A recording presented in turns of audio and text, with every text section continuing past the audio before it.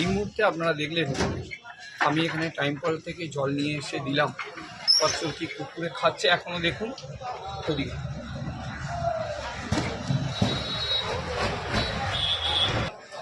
আপনারা এই মুহূর্তে দেখলেন যে কচ্ছপটি কুকুরকে জল দিলাম, টাইম কল থেকে নিয়ে এসে কিছু কোটো কাটলাম।